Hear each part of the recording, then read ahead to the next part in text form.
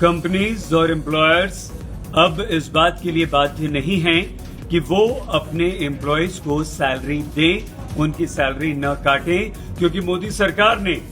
ये लॉकडाउन लागू होने के बाद, जो कि 25 मार्च को लॉकडाउन शुरू हुआ था, लागू हुआ था, उसके सिर्फ 4 दिन बाद यानी कि 29 मार्च को होम सेक्रेटरी अजय भल्ला ने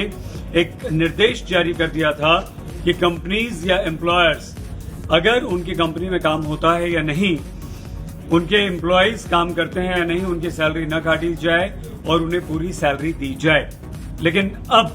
मोदी सरकार ने अपने नए निर्देश में ये बात खत्म कर दी है। अब एम्प्लॉयर्स चाहें तो सैलरी काट सकते हैं, कंपनीज चाहें तो सैलरी काट सकते हैं।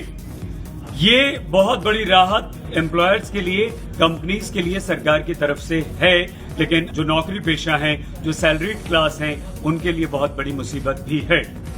ये हुआ इसलिए क्योंकि सरकार ने जब ये निर्देश जारी किया, मोदी सरकार ने, तो उसके बाद कंपनीज पर, एम्प्लॉयर्स पर एक दबाव पड़ा। अब जबकि लॉकडाउन 31 मई तक के लिए बढ़ा दिया गया है, लॉकडाउन 4 इस समय चल रहा है, तो कंपनीज की तरफ से दक्षिण भारत की एक कंपनी सुप्रीम कोर्ट चले गई और वहां पर अदालत ने यह अर्जी लगा दी कि जब हमारी कंपनी में काम नहीं हो रहा है, जब हमें फायदा नहीं हो रहा, हमारी कंपनी नहीं चल रही है, तो हम अपने एम्प्लॉयज को पैसे या सैलरी कैसे दें। सुप्रीम कोर्ट ने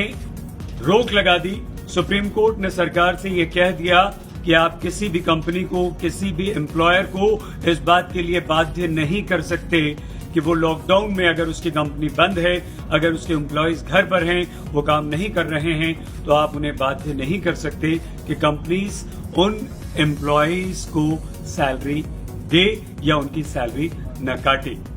ये एक बड़ा फैसला सुप्रीम कोर्ट का है, लेकिन ये फैसला कंपनीज के हक में है, ये फैसला एम्प्लॉयर्स के पक्ष में है और इस फैसले से उन लोगों की मुसीबतें बढ़ सकती हैं जो लोग अब घर में बैठे हुए हैं, जिनकी कंपनीज बंद पड़ी हैं।